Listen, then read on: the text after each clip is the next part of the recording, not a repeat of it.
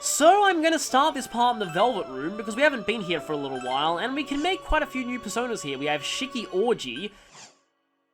Byakko, it's about time. You were kind of relevant to the puzzles of the previous labyrinth, but we couldn't nearly fuse you back then. And I might want to make Kingu as well, and possibly also Chernobog. I sort of want to go with Byakko first, because I have an interesting combination that I could use here. It involves Black Rider. I believe it's this one, Black Rider, Mother Harlot, and Belial. Now, I do like Judgment Sword, but there's a lot of skills that I can pass down via this. So I can go with, let's see, Binding Hands, Lethargy Circle, Silent Circle, and it feels a bit weird to make you a Circle persona, but definitely possible. I could also give you Mataru Kaja, but Circle Recovery is definitely nice to have. I have Mataru Kaja in a lot of personas anyway. So now we have Byakko. I think that is... yeah, we have all the celestial animals now. So with that we can also make Shiki Orgy. Only 2 ways though, unfortunately. A lot of different ways we can make Kingu though. Let me just quickly see Chernobog. I think there's a way I can make Chernobog entirely out of filler personas. Yeah, there we go. Jin, Haruti, and Suzaku. I might actually want to try that. Yeah, let's just go with Maraku Unda and Garudian, I guess. Mostly doing this just for Compendium completion. No Black God's Rock Heart item, which I believe made you immune to... it made you immune to 1 form of physical attacks. I think it was Strike? Maybe not, maybe that was Koryu, maybe that was... yes, Null Slash, that was it, because I'm pretty sure Koryu's scale was Nulling Strike. Alice Kartako, yeah, that's not good. Because, annoyingly, if I could only pass down Golden Link, this would be perfect, but no. I don't really want to give up Alice for that either. As for Kingu, though, there are a lot of ways I can make you... I guess let's just do this. Marmudon and Panic Circle are probably the most interesting skills that Chernobog had, so let's pass those down. The main reason why I want Kingu, though, is because, like I said, if you sacrifice Kingu, it actually gives you access to Kanji's ultimate weapon. Is there any way I can make Siegfried with what I have now? No, that's... you're losing too many good personas. So you can use special fusion personas in your Street Pass book. Interesting. But I think I actually want to go with you. Don't think I've shown off a Navigator persona for my Street Pass one recently.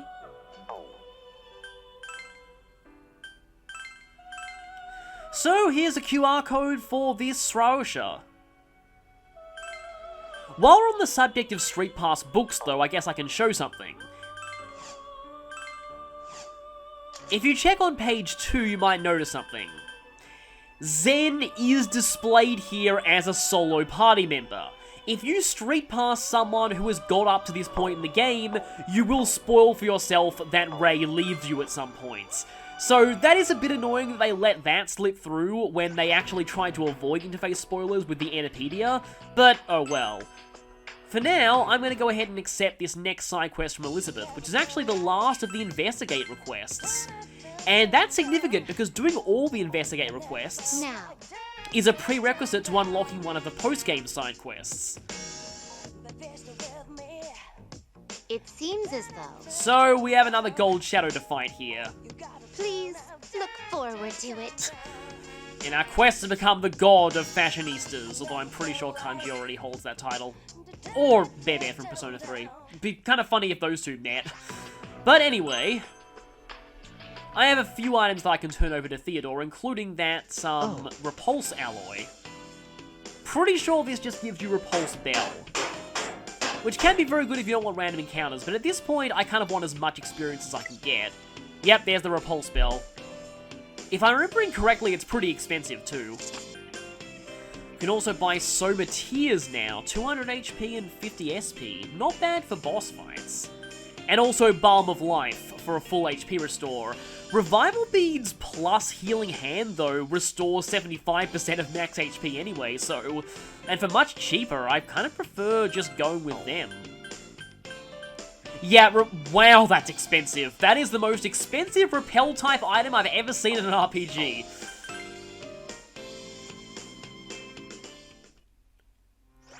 So, we have to go back to the Inaba Pride exhibit and defeat a rare shadow, well, and defeat a gold shadow there. So, what party to use for that? So this shadow is weak to ice, so I guess keeping Mitsuru might be beneficial here, but really anyone with good ice attacks on a sub-persona is nice. Having Frost Link is good too, although I'm pretty sure Frost Link is the... Yep, it's the one Link that Katakea doesn't have. Because of course it is. Actually, wait a minute, let me check something. Do I have the persona who has the skill card for Frost Link? Yes, I do, Gozuki. Feels a bit weird to do this just for one fight, but I kind of want to use a Link strategy for this. So let's just get that skill card extracted. That sounds like a weird dental procedure. That's pretty expensive for Frost Link, but I guess Link skills are very powerful.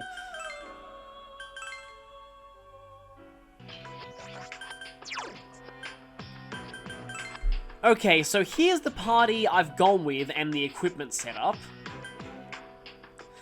I have the Dragon Belt on Chie because I need to have her equip the persona with Triple Link and Golden Link for the Link setup to actually work, and said persona doesn't actually have Dragon Cry. I may not need that though. I've got Shinjiro with this stuff. I bought a new weapon for him and one for Gary Stu.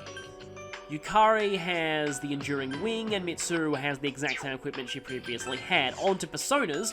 Gary Stu now has Byakko. The ice physical attack's gonna be nice. I mainly have this for the circles.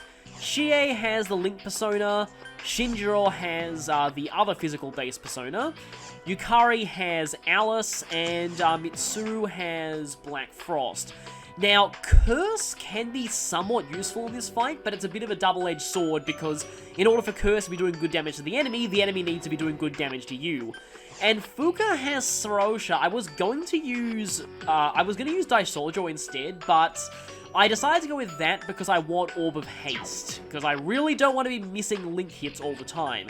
Speaking of Link hits, gonna go ahead and give Chie Frost Link.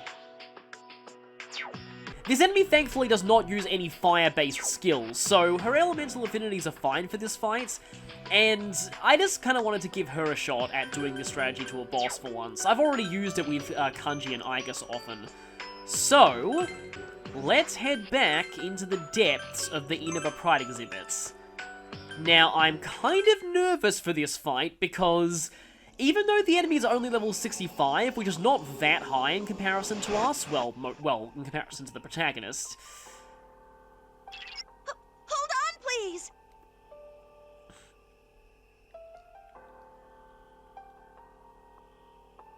I have a bad feeling about this. It does have 90 strength. This reading. So it hits really, really hard with physical-based moves.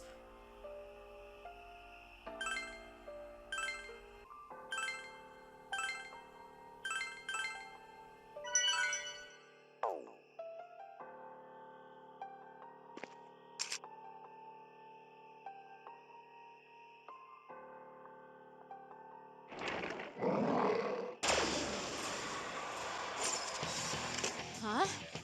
This one looks kind of strong. I don't have any data on it either. Come up with a good plan, leader. So yeah, I had to use a new navigator for this, like I do for all of the gold shadows. Even though it would be Margaret's turn next, I felt like Marie fit better here because the Inaba Pride exhibit is a very over-the-top dungeon, and, well, Marie's a very over-the-top person. And it seems like, you know, like a festival at nighttime with a bonfire. Sounds like the kind of thing she'd want to write poetry about. Anyway though, the Guardian Machine. This thing is weak to ice and doesn't really have a lot of other resistances. It does not resist Curse. So if you want to be risky, you can inflict it with Curse and try and get your damage in via self-damage. But it mainly focuses on very powerful physical attacks, and it has 90 strength, so yeah, it does hit very, very hard, and it can buff itself too. If you see the text, its eyes start shining, you should defend, because then it's going to use Mind Charge Megadola on. However, I do find that, if I go for Orb of Haste here, I do find that it's generally not that much of a threat if you use Silent Circle on it, or even Decay Circle or Lethargy Circle. I'll go for Lethargy Circle, I guess, at first, and then Chie will... Let's have Chie go for Frost Link to start off with. Shinjiro will buff everyone. I want to get Salome's Kiss in on you, and Mitsuru could... I guess you can start off just by getting some damage into Bufadine. Doing this because I don't want Chie to miss. Yeah, this thing hits incredibly hard. So I might actually want to set up Fuka's healing over time to offset that ridiculous damage. At least Mitsuru's hitting as hard as she usually does. Gotta remember though that Mitsuru is faster than Chie when they're both boosted. Okay, that little bit of healing's not really enough. That enemy's weak to ice. Seal it in an eternal frozen tomb. Yeah, by the way, Marie as a navigator is amazing. Have I mentioned that before? I don't think I have, but yeah, she is amazing. I'm gonna actually set up Healing Tide. Right, that will take up all my buff slots, but I think that's fine. And then you can just go and straight up just start spamming that. You'll go for Frost Link again, I guess, or you could Power Charge, but no, I'd rather just do that. It is hit with Agility Bind, so I can probably go for that, and then...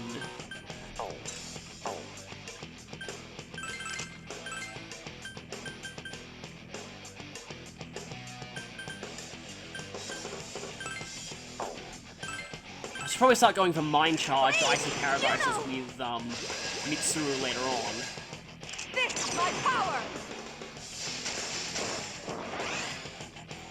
That was still pretty good damage though.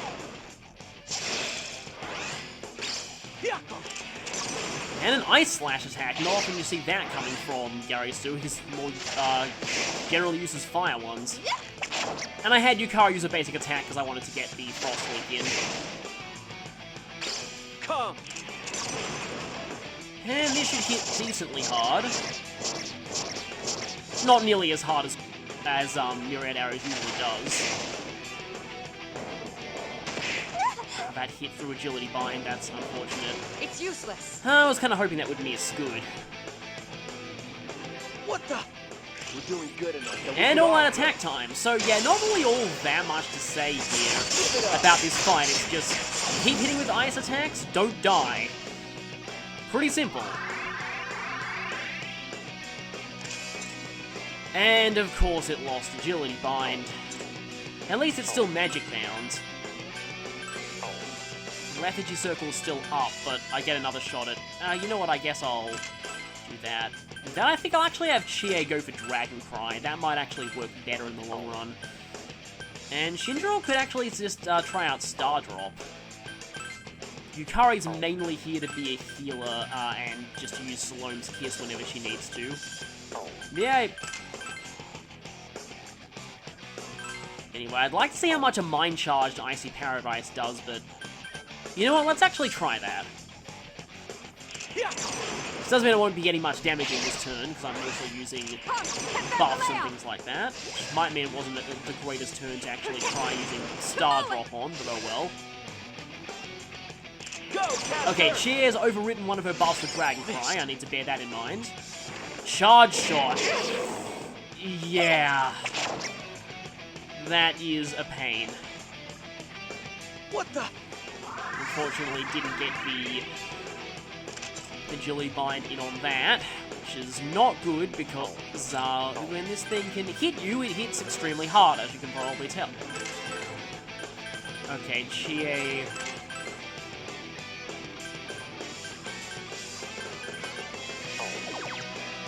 What did she lose? She lost Mataru Kaja. That's not good, but oh well. Could go for Maraku Unda on it. That might actually make things progress faster in the long run. And let's see how much a Mind Charge Icy Paradise does. Here we go. Tomoe! Oh, okay. Eyes are shining. We should probably defend next turn. Because it's going to go for Mind Charge Megadolon. Yeah, this should hopefully be more... Yeah, that's more like it. That's a lot more damage. Speaking of a lot of damage... Wow, okay, that was amazing. I should be mind-charging Mitsuru more often in this fight. It's funny how Black Frost is one of the few, like, actual magic-based personas that I've had a lot of success with in this game. And he's lasted me a very long time, too. He's only a persona that you get in the early 40s, and he's still really, really good right up until this point. I'm feeling good. And all that attack time. The problem is, though, that we're not going to get much damage in this turn because he's going to go for the Mind Charge $1 on combo. Well, haste is also gone, but that's probably fine. Does mean I'm going to be losing this regeneration soon. Healing Tide only has one turn to go. Well, his HP's down to nearly half, but not going to risk it. We're going to defend this turn. Though you can stop it if you get really, really lucky with Salome's Kiss and get Magic Bind. Should I go for it? I don't think Yukari will be fast enough to outturn it. I guess we'll see how this goes. No, she was not, unless she goes before it goes... Nope, there's Megadol on. Yeah, I knew Yukari would just straight up die to that. Huh? Yukari got knocked out! Somebody help her! Ah yes, controversial characters who are disliked by a lot of the fandom. Why the heck did I not use Debilitate earlier? I am dumb. Wow, really? Holy crap, I can't believe I didn't use Debilitate. I'm so stupid. Can't believe I forgot about that. Anyway, should I have... I suppose we'll have Mitsuru revive. And then maybe you'll use the medical kit. Hopefully you'll still be, up and active to actually do that. I forgot to have Mitsuru revive. Oh. I don't know what, I've been a little bit scatterbrained today, so maybe it was not a good day to be recording commentary on. It's useless. Well, at the very least, Shinjiro's medical kit is not going to be totally worthless here.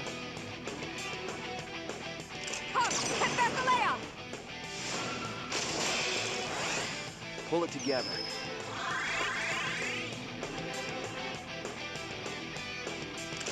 Okay, do I set... I should probably set Dragon Cry back up again. And set Lethargy Circle back up again.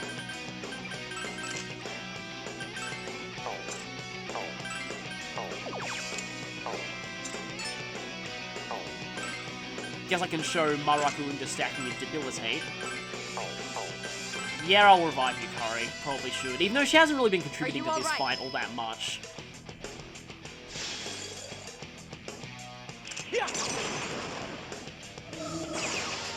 Okay, Agility Bind is good. Even though you're freakishly accurate, you can pick that up.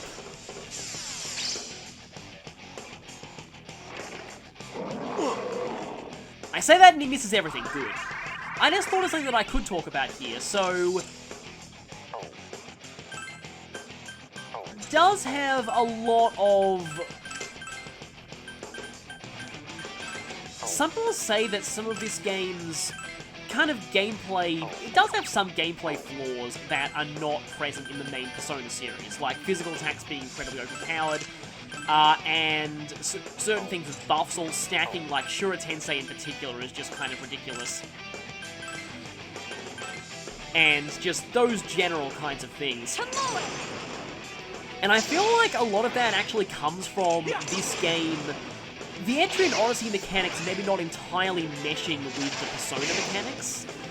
Particularly the buff limit. I've heard people in the comments say that the buff limit is not something that's really a big deal in Entry and Odyssey, but I find myself running afoul of the buff limit quite a lot in this game.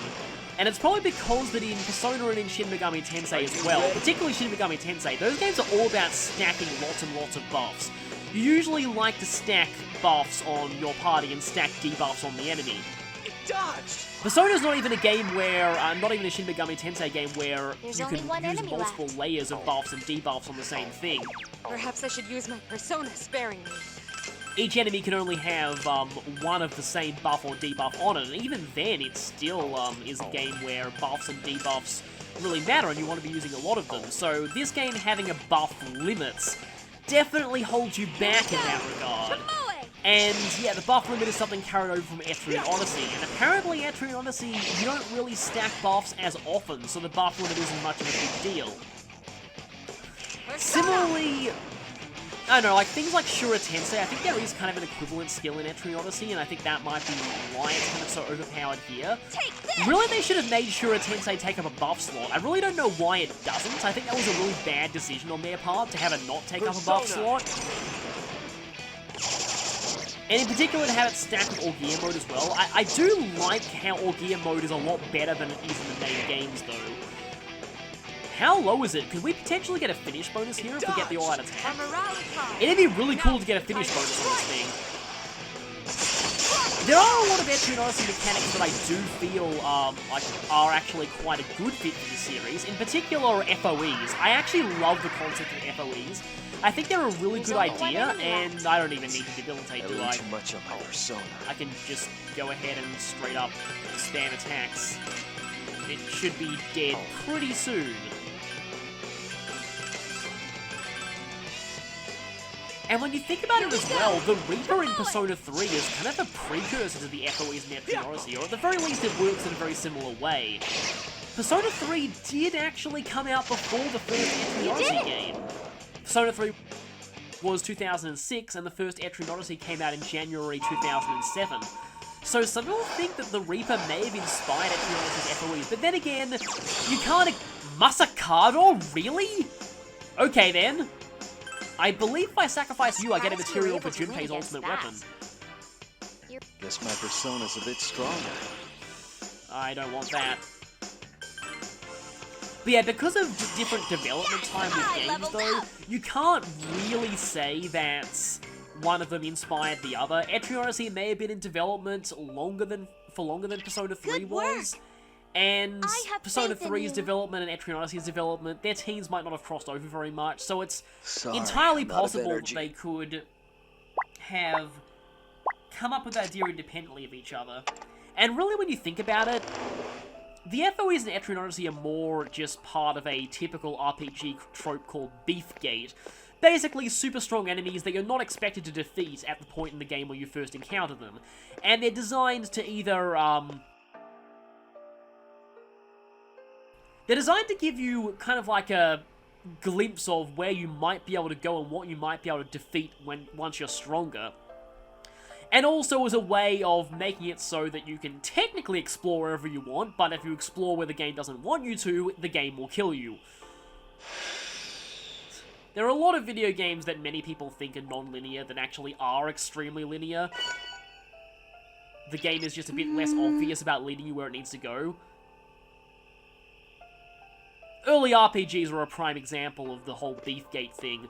Very often, if you went the wrong way, or in particular in the early Dragon Quest games, bridges served that purpose. Whenever you crossed a bridge in those games, it was a sign the random encounters were about to get harder. Of course, if you're able to dodge past those random encounters, you might be able to access towns and equipment that you weren't supposed to access for a bit longer in the game, and that did give a nice, I don't know, that did add a little bit of interesting depth to the gameplay, but yeah, that went pretty far off topic. That's why I'm kind of excited for Q2. From what I've seen of Q2, its gameplay looks a lot better than the first Q. And I like Q1's gameplay despite its flaws. There's a lot of people who really don't, but I'm perfectly okay with it. But Q2 looks to be even better, and it looks like it might be fixing some of the issues that this game had. So it'll be interesting to see, because this was the first time they were combining the Persona and Etrian Odyssey gameplay systems. So now they've got experience with that, I'm looking forward to seeing where they carry that. I have decided. Sphere of the Altar. That sounds a bit more appropriate to the wedding dungeon, but oh well. Now, please take this. And the Almighty Badge, which is just an even better version of the all-round badge. Level 62 though. At level 63 we have a new special fusion we can do. that is all for the requests, and yeah, we haven't really achieved all that much in this part, but the next floor of the clock tower is going to be full of puzzles. So I'm not sure if I'll be able to fit that into this part. Let me just see if we can fuse anything new in the Velvet Room. Oh, we can make you, and Arahabaki. Arahabaki usually resistant to a lot of physical-based attacks. In this game, the commentator has immunity buffer because sub-personas don't have any elemental affinities. Daisojo and Kingu, that's not bad. You know what, maybe I'll go for that. Snake Glare, Calming Lull, and I already have Calming Lull and Cornucopia on the other persona, so I might as well use Purifying Rain and Renewal Aura on you. I always thought Arahabaki looked pretty cool. I'm also pretty sure it's what Claydol is based on in Pokemon. And now we have Cert.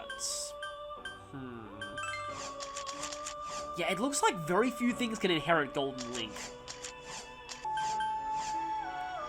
I suppose I can level up Byakko a little bit. Even though I don't really want Bufudine.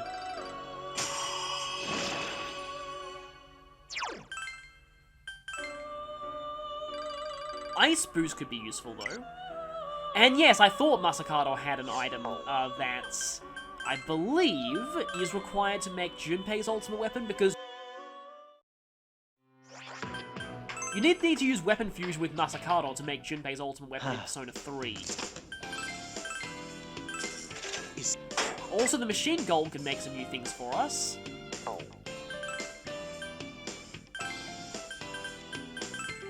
Yep, it is, Masakado's Katana. But we need the Tangled Thread, which we get from defeating an FOE in the final dungeon. Though actually, we have access to that FOE now, so beating it might be worth our while, but I still want to save beating the FOEs until the end of the dungeon. That is a very powerful sword, though. We won't be able to get the giant sword for a little while later, though. Curse Blade. That's actually not bad. Might as well buy that now and replace the new weapon that I just bought for him. Hammer of Repose. High damage, sleep? That's pretty good too. Oh, okay, yeah, that's a sneak preview of your ultimate weapon, which is the same one that it is in Persona 3. And yeah, Gaybolg has been upgraded a lot since P3. There was a pretty solid weapon fusion, but here it's actually Ken's ultimate weapon. Wait a minute. Did I just read that right? Oh, Winged Spear, not Wing Spear. No, Ken is not Cedar, which is actually how it's pronounced apparently.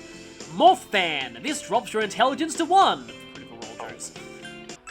Oh, that is the trouble with, one thing that I've run into when recording this game is it's actually very hard to tell how long an episode is going to end up being when it's fully edited, because I've got a lot to edit out here. My raw recording is sitting at 48 minutes now, which is definitely too far in to go into the next dungeon. So I guess for now, I could spend the rest of this part filling out the compendium a little bit.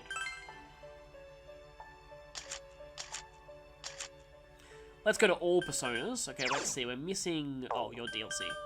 Are there any very low-level personas that I'm currently missing? Okay, level 15 Priestess. Okay, I believe I might be wrong about this, but I think doing a triangle spread with the 3 lower-level Emperor... Like, the 3 Emperor personas below that question mark one will actually get me that question mark one. But like I said, I could be wrong about that. Oberon, Setanta, yes, it actually will! I can get Okuninushi out of that, and some good skills onto you too. Lethargy Circle... Actually, some not bad Link skills. Double Link, Frost Link, Bolt Link. Can pass down and resist fire too, but I think I'd rather have Lethargy Circle. If I do all that and then this is an accident, that'd be really annoying. Okay, good, no accident. You might actually know Okuninushi from Okamiden, although his name was shortened to Kuni there, I think. I'm not high enough level for that. Wow, Ongyoki, really? I definitely want that once I have access to that, but it won't be for a while.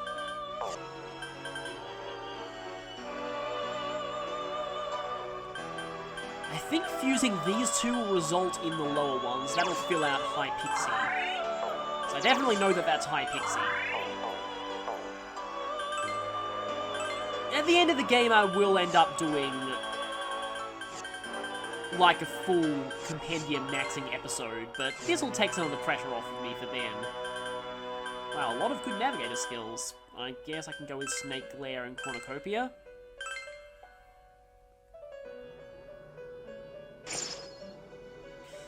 And there's another persona filled out in the Compendium.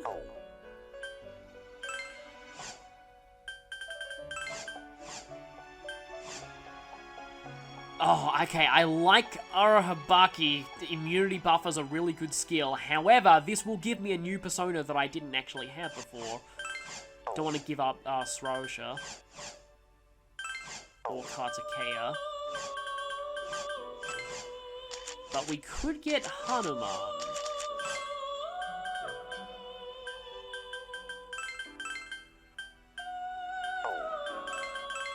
As a navigator persona for some reason.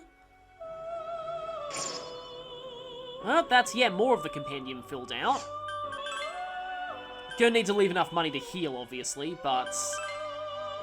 Well, we're at 70% already? Didn't actually expect us to be that high.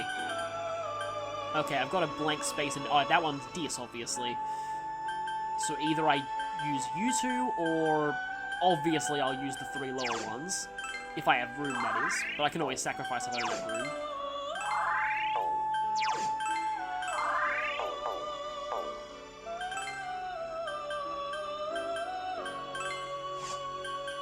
Okay, Triple Magician will get us Dis. I remember seeing in a Shin Megami Tensei 3 Nocturne speedrun. Fire Boost is kind of nice.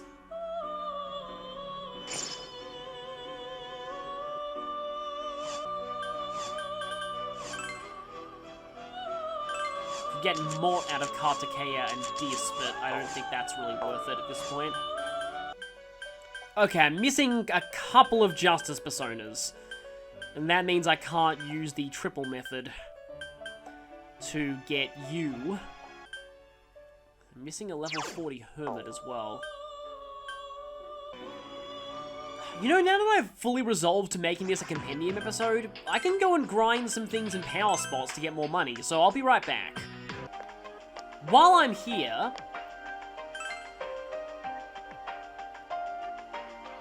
I can show that. So, we don't even get any items out of the other chest for the Battle of Wits request. Okay, that's a new thing we can buy here.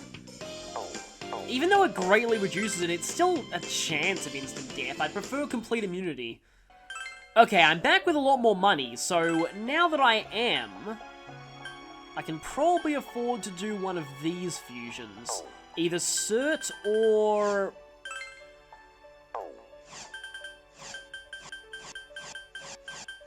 Mort might be a little harder to get later on, so I guess let's...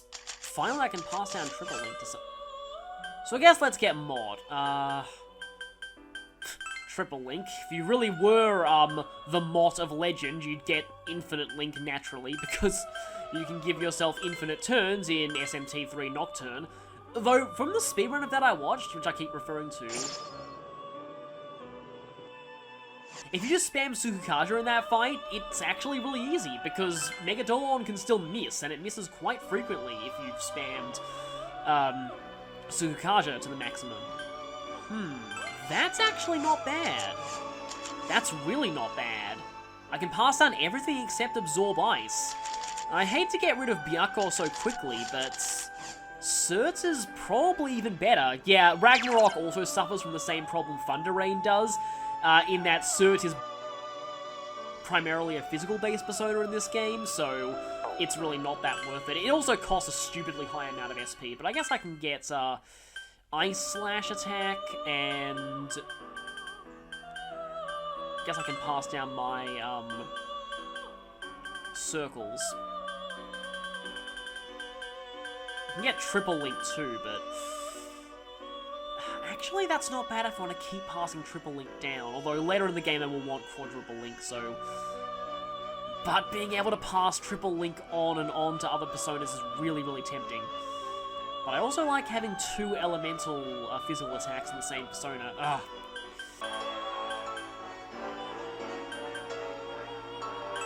Suppose I can make you pretty much a purely physical persona for the time being, and maybe buy back Byakko, because Byakko was pretty solid too. I am Cert. I am Asgard's Doom! And of course I won't be forgetting you anytime soon, because you are in Thor Ragnarok, my favourite Marvel movie. Yeah, that is definitely my favourite Marvel movie. I could go on a very, very strange tangent about... I could also get rid of Cert immediately if I wanted to. But no, I think I'll get back my personas first.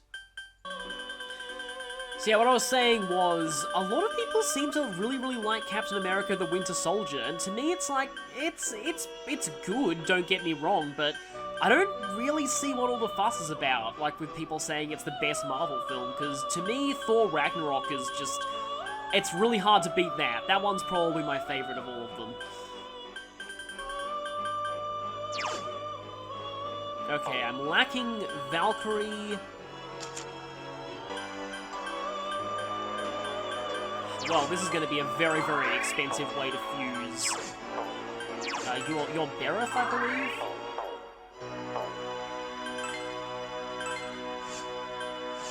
Well, I need to get you anyway. I guess Toxic. I can bring back Toxic Slice. I'd kind of like if I brought Toxic Slice onto one of my personas, like my higher level personas, but I'm not really sure how I can do that. Unless I can somehow... doesn't look like it. And then I'm missing a lot of Justice personas.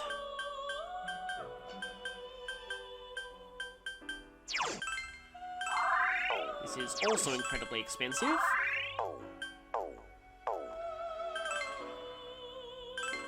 That should get me... yeah, there's Virtue.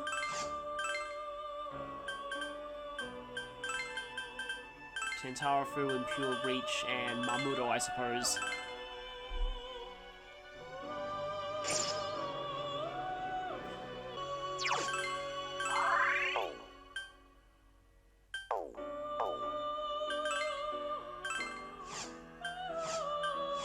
Oh, I guess I can get power out of Virtue and Archangel. Good, that fills out Justice.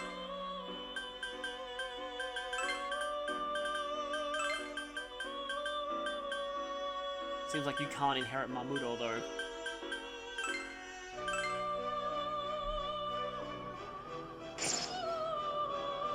But I'm doing this for the completion anyway.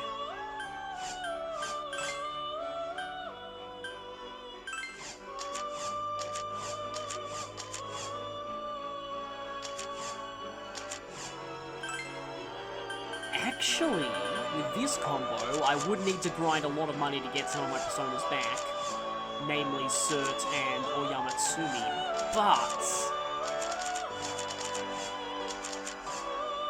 I could pass down a really good Link setup.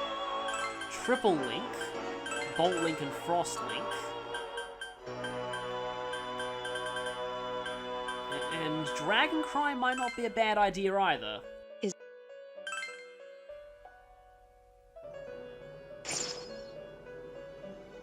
Okay, so we now have Shiki Orgy.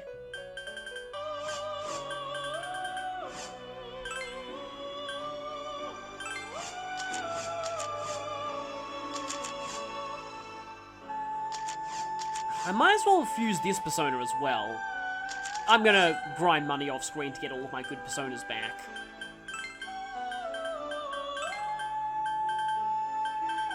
Yeah, I guess these skills. Kurama Tengu is kind of like one of the stars of the Nocturne speedrun that I was talking about from before, too.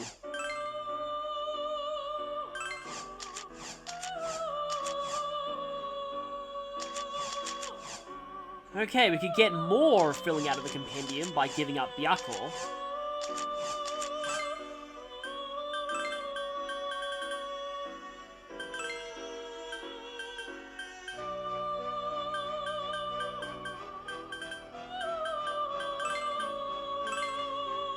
That's not a bad set of skills to pass down either.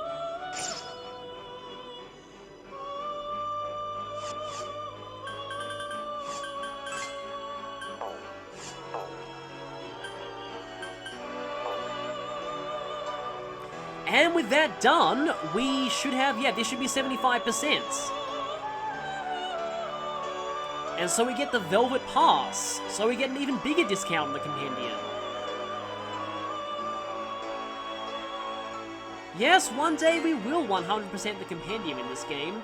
So yeah, sorry if this part seemed a little bit uneventful, but I wanted to do a Compendium episode for a while, and it ended with us getting to 75% and getting a further discount, so that's good. Now, off camera, I'm going to go into the clock tower and just farm power spots to get all of my original good personas back, and then it'll be time to head into the 5th floor, so I will see you then.